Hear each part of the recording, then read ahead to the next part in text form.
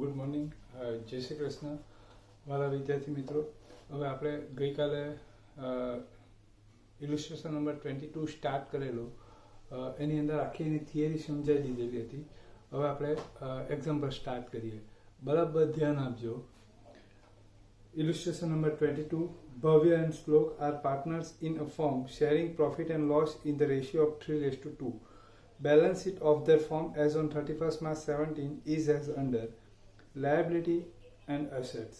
Capital: Bhavya 4 lakhs, Shlok 3 lakhs. General reserve 90,000. Workmen compensation reserve 20,000. Investment reserve 10,000. Creditors 1,40,000. Bills payable 60,000. Goodwill 1 lakh, land building 3,50,000, machinery 2 lakhs, stock 1,80,000, debtors 1,20,000 minus bad debt reserve 10,000, outside 1,10,000, investment 20,000, cash bank 50,000, advertisement campaigning expenditure 10,000, both side total 10,20,000.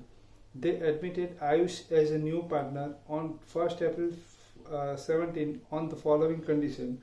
Number first, Ayush brought rupees 5 lakhs as his capital and rupees 1 lakh as his share of goodwill in cash.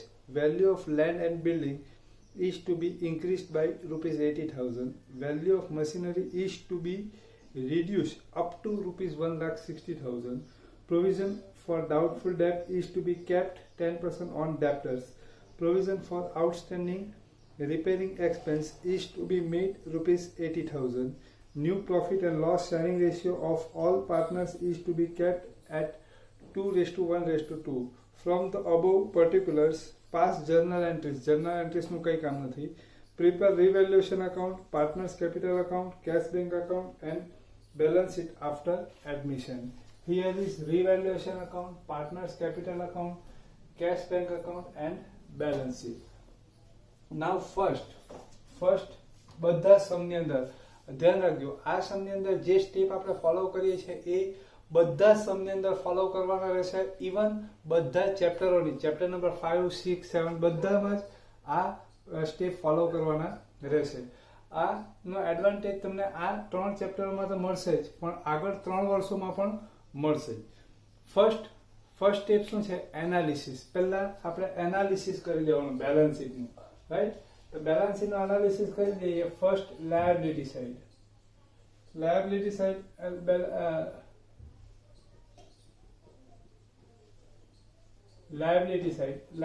સાઇડનું analysis કરીએ. There divide in 3 parts. First part in capital, second part reserve and surplus, and third part is liability. Okay, હવે એક કામ કરજો, હું જે રીતે કહું છું એ રીતે એ ઇન્સ્ટ્રક્શન જરા ફોલો કરવાની, બરાબર? પહેલા આપણે લાયબિલિટી સાઇડ જોઈએ, બરાબર?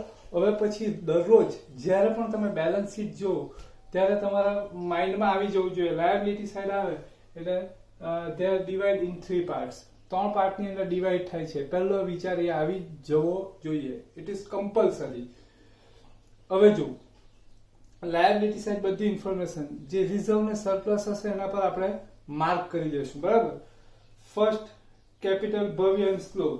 ભવ્ય અને શ્લોકની કેપિટલ છે એ શામાં આવશે? આની અંદર આવશે, બરાબર? સેકન્ડ, હવે કેપિટલ સિવાયની જે બધી બાકીની જે ઇન્ફોર્મેશન રહી બધી એ રિઝર્વ, સરપ્લસ કા લાયબિલિટી. જો ફ્યુચરની અંદર પેમેન્ટ એનું ફિક્સ હોય, ચૂકવવાનું નક્કી જ હોય, બરાબર છે, તો એ સર્ટેન હોય તો એ લાયબિલિટી, અનસર્ટેન હોય તો એ રિઝર્વ એન્ડ સરપ્લસ. તો લાસ્ટથી આપણે ટીક કરીએ. Bills payable. બિલ્સ પેએબલ એટલે જ્યારે બિલ્સ આપણે એક્સેપ્ટ કરેલું હોય તેની મેચ્યોરિટી ડેટ આવે ત્યારે એનું પેમેન્ટ ફિક્સ છે એટલે એ શામાં આવશે? લાયબિલિટીની અંદર આવશે. જેટલા રિઝર્વ છે એની પર આપણે માર્ક કરી દઈએ. પછી એનાથી ઉપર જઈએ ક્રેડિટર્સ. ક્રેડિટ પર આપણે બાય કરેલું હોય, બરાબર છે, તો આપણે જે ક્રેડિટ પીરિયડ હોય એ ઓવર થાય એટલે આપણે એનું પેમેન્ટ કરવાનું જ હોય.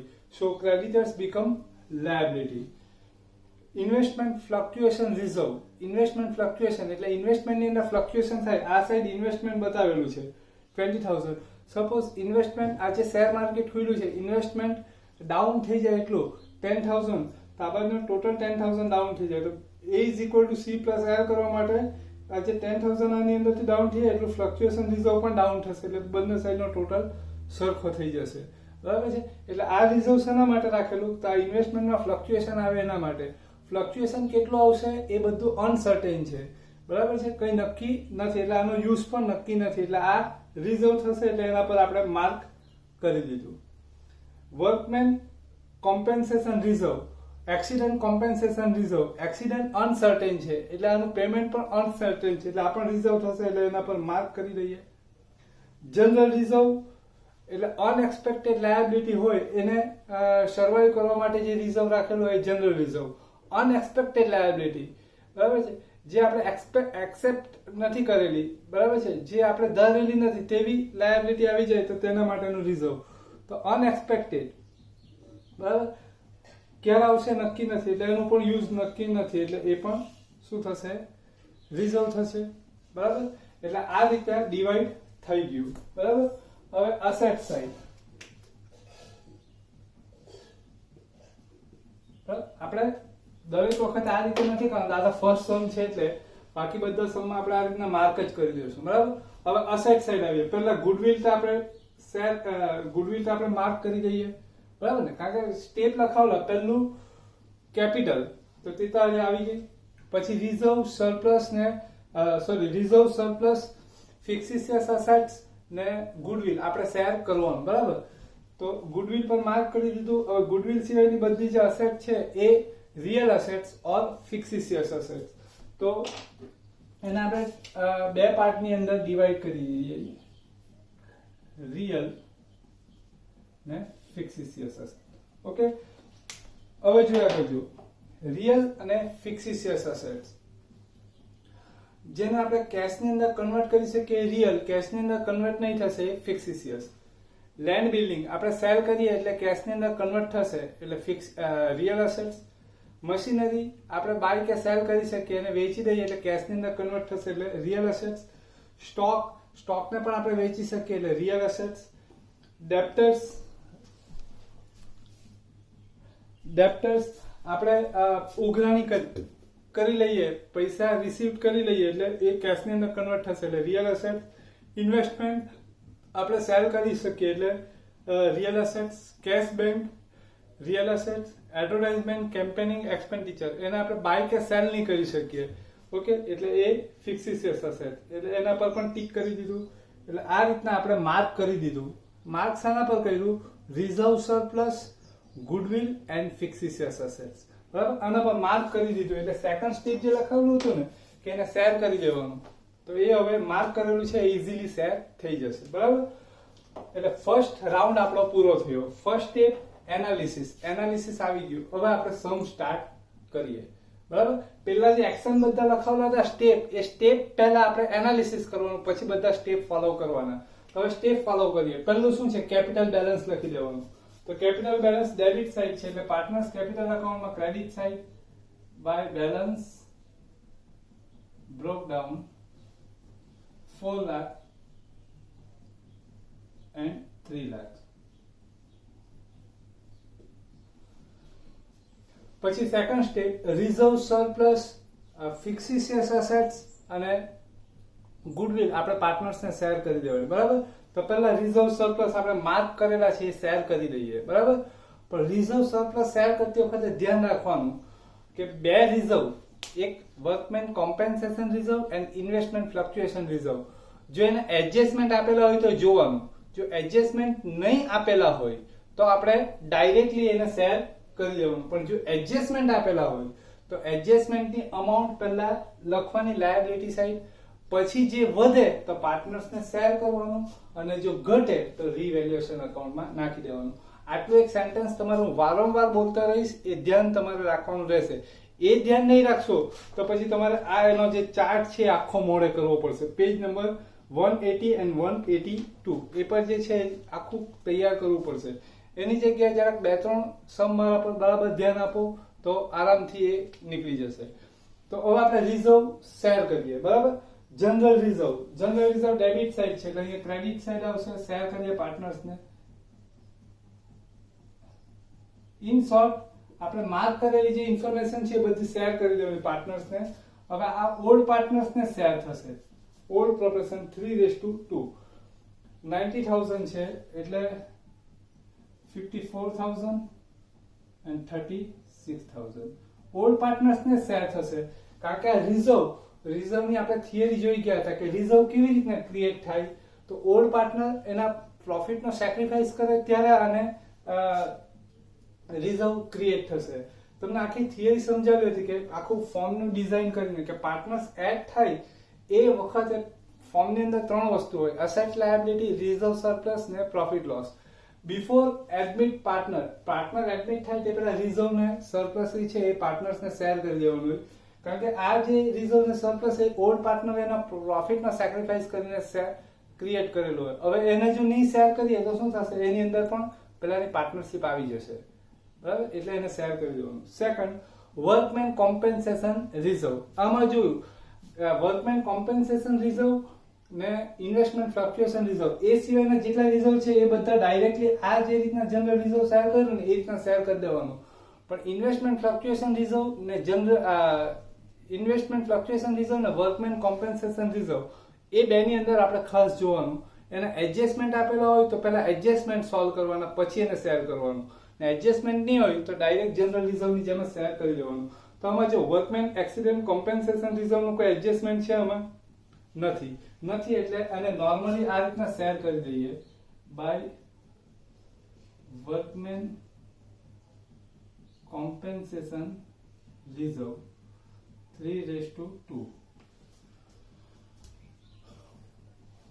12,000 and 8,000.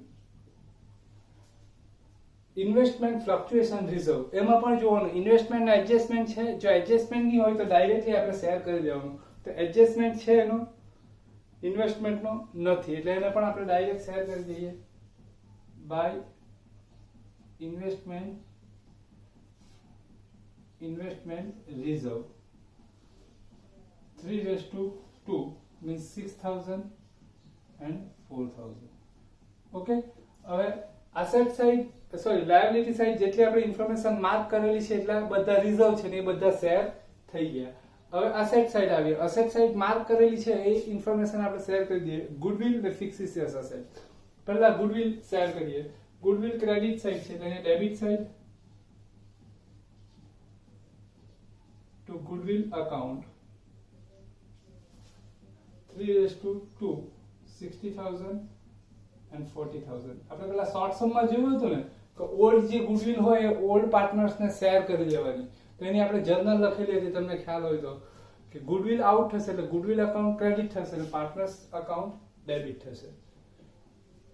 આગળ આ બધી જ વસ્તુ આમ જોવા જાય તો રિવિઝન જ છે. આ બધી જ ઇન્ફોર્મેશન આપણે આવી ગયેલી છે. આ જે રિઝર્વ શેર કર્યા આપણે એ પણ આવી ગયેલા છે. જો રિઝર્વ શેર કર્યા એ ચેપ્ટર નંબર 3 ની અંદર ચેપ્ટર નંબર 4 ની અંદર ઇલિસ્ટ્રેશન નંબર 10 જે અત્યારે એક્ઝામમાં પણ આપેલું હતું તમને કે રિઝર્વ ને સરપ્લસ છે એને આપણે શેર કરવાની, જર્નલ લખવાની. તો જનરલ રિઝર્વ હોય તો આપણે જનરલ રિઝર્વ અકાઉન્ટ શું કરીએ? આપણે ડેબિટ કરીએ અને પાર્ટનર્સ કેપિટલ અકાઉન્ટ ક્રેડિટ કરીએ. જો પાર્ટનર્સ કેપિટલ અકાઉન્ટ ક્રેડિટ થયા અને બધા રિઝર્વ ડેબિટ થયા. આગળ એડવર્ટાઇઝમેન્ટ કેમ્પેનિંગ એક્સપેન્સ. શું એડવર્ટાઇઝમેન્ટ કેમ્પેનિંગ એક્સપેન્ડિચર 10,000 છે. Old proportion 6,000 and 4,000. ચાલો એટલે સેકન્ડ સ્ટેપ ક્લિયર. જે આ રિઝર્વ, સરપ્લસ, ગુડવિલ ને fictitious assets share between old partner એટલે ઓલ્ડ પાર્ટનર્સને શેર કરી દીધું. Now third step adjustment. Adjustment number 1, Ayush brought ₹5 lakh as his capital. તો અત્યારે એ પણ આપણે શોર્ટ સમમાં જોઈ ગયા હતા કે પાર્ટનર જે છે એ એના શેર જેટલી ગુડવિલ લાવશે. Ayush brought ₹5 lakh as his capital. Capital જેટલી કેશ લાવશે તો એની જર્નલ શું લખીએ? Cash account debit two partners capital account. એટલે આપણે એની જર્નલ લખવાની જરૂરિયાત નથી, ડાયરેક્ટ જ આપણે એનું પોસ્ટિંગ કરી દઈએ. કેશ બેંક બેલેન્સ લખી દઈએ પહેલા. to balance broke down 50,000. Cash bank balance asset side છે ને એટલે બેલેન્સ ડેબિટ સાઇડ. તો આની જનરલ શું થાય? Cache account debit two partners capital account. એટલે કેશ અકાઉન્ટમાં ડેબિટ સાઇડ ટુ જે અકાઉન્ટ ક્રેડિટ હોય તે એટલે new partners Ayush capital account 5 lakhs to partners capital account એટલે અહીંયા cash account for capital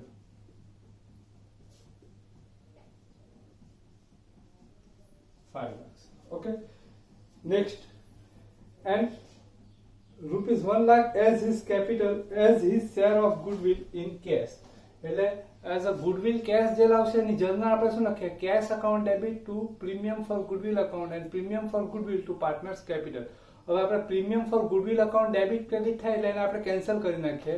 એની જગ્યાએ હવે આપણે ડાયરેક્ટ જર્નલ લખીએ cash account debit two partners capital account. એટલે પોસ્ટિંગ કરતી વખતે એક અકાઉન્ટ વધારે પોસ્ટ નહીં કરવું પડે. ઓકે, તો આપણે એની કેલ્ક્યુલેશન અહીંયા બતાવી દઈએ. એટલે કેપિટલ લાવે એની જર્નલ નહીં લખીએ પણ ગુડવિલ લાવશે એની જર્નલ આપણે લખીશું. આયુષ શેર ઓફ ગુડવિલ આપણે આવી રીતના જ લખીએ છીએ શોર્ટ સમમાં. તો અહીંયા આપણે જોઈએ આખા ફોર્મની ગુડવિલ આપેલી છે કે એના શેર જેટલી, તો લખ્યું છે 1 lakh as his share of goodwill. એટલે એના શેર જેટલી ગુડવિલ કેટલી છે? 1 lakh. હવે આપણે એની જર્નલ લખીએ cash account debit to Bhavya's capital account to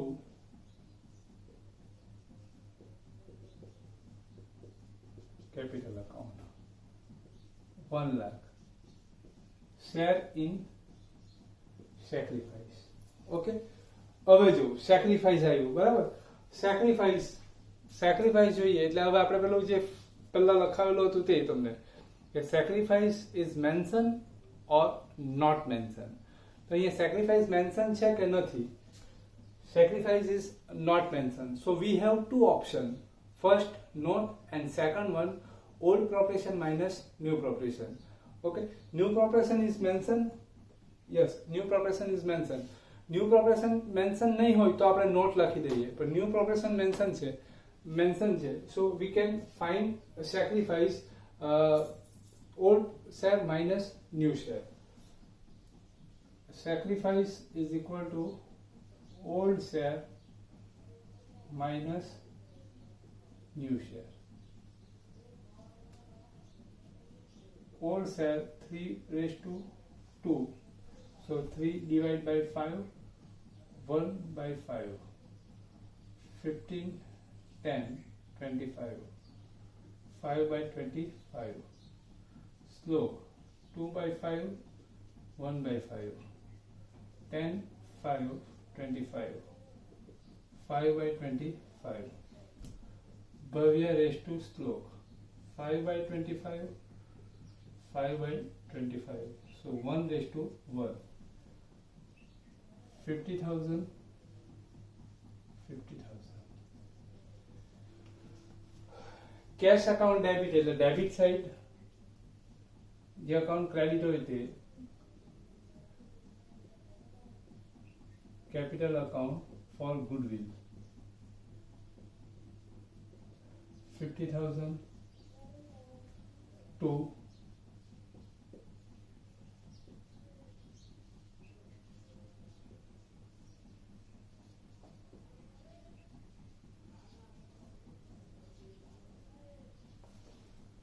to partners capital account એટલે ક્રેડિટ સાઇડ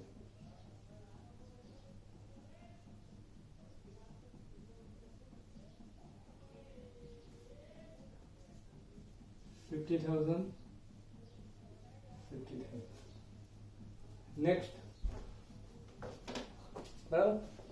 હવે આપણે જે બધા એડજસ્ટમેન્ટ આવવાના એ બધા કયા? તો કે ચેપ્ટર નંબર 4 માં રીવેલ્યુએશન અકાઉન્ટમાં જે જોયું હતું એ value of land building is to be increase by 80,000. Land building ની વેલ્યુ 80,000 ઇન્ક્રીઝ કરવાની છે. Land building 3,50,000 asset side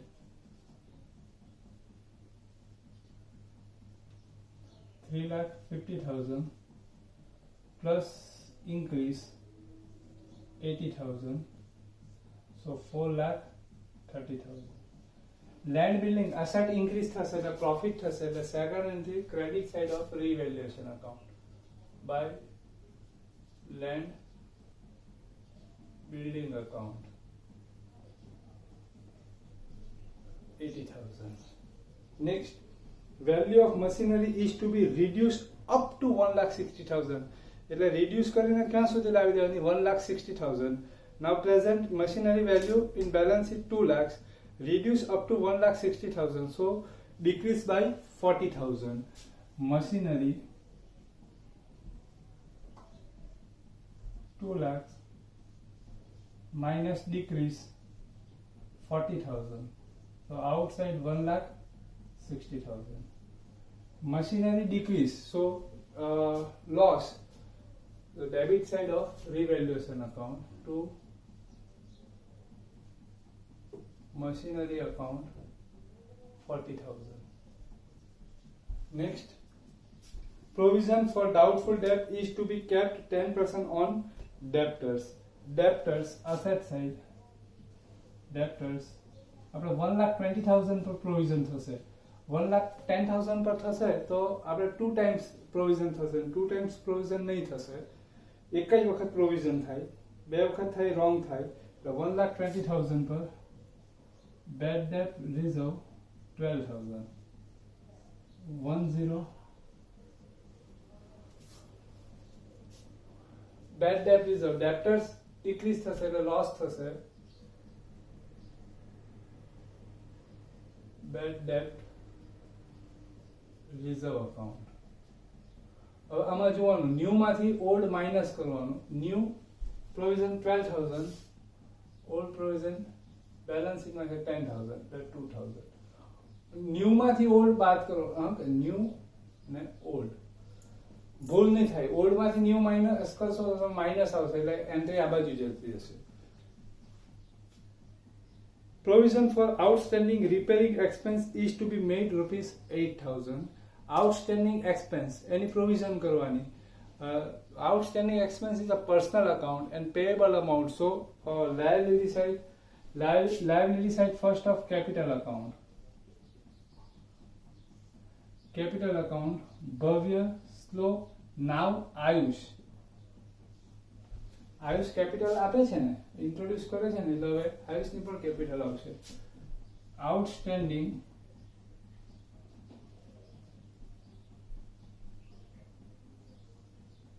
repairing expense 8,000. liability increase થશે એટલે loss થશે એટલે debit side of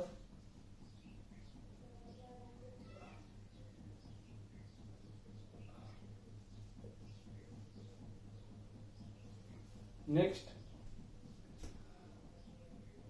new profit loss sharing ratio of all partners is to be kept 2:1:2. એટલે એની જરૂર પડે તો યુઝ કરીશું.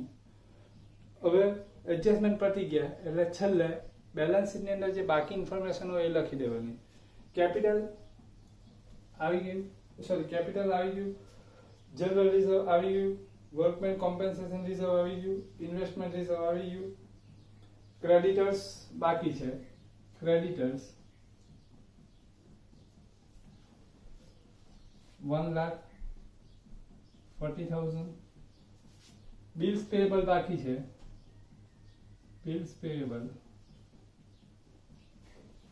60,000. asset side first goodwill આવી ગયું, land building આવી ગયું, machinery આવી ગયું, stock બાકી છે, stock 1,80,000. debtors આવી ગયું, investment બાકી છે, investment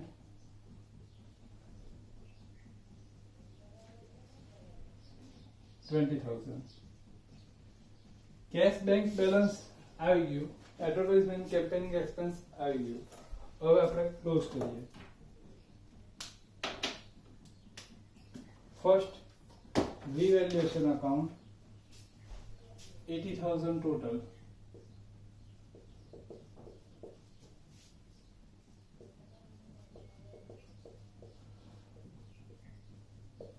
30,000 to partners capital account. હવે આપણે ઓલ્ડ પ્રોપરેશન ની અંદર શેર કરીએ એટલે ઓલ્ડ પાર્ટનર જ આવશે.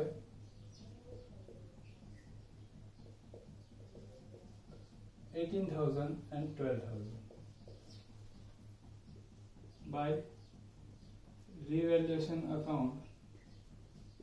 18,000, 12,000.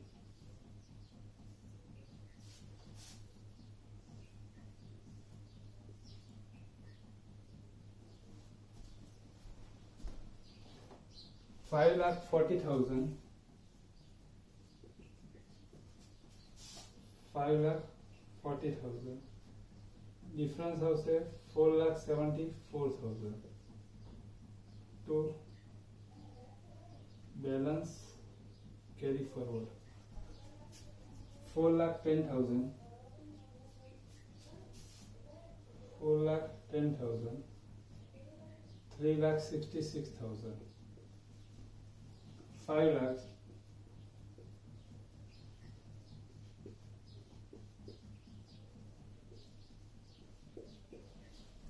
balance carry forward કરીએ એટલે અહીંયા આવશે 4,74,000, 3,66,000 and 5 lakh.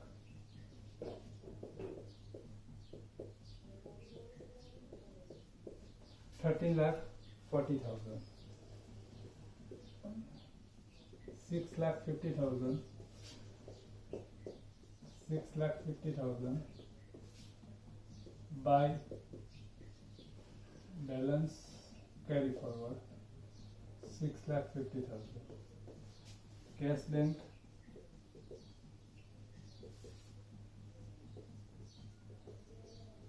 both side total 15,48,000.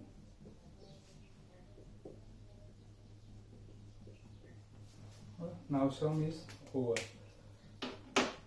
જે સ્ટેપ ફોલો કર્યા છે ને એ ખાસ ધ્યાનમાં રાખવાનું, બરાબર? આવડી જ જશે, ગેરંટી હાથે તમને કહું. 10 દાખલા હું કહેવાય, 10 દાખલા કરે એટલે તમારા 8માંથી 8 કમ્પલસરી બધાને આવે ને આવે ડેફિનેટલી.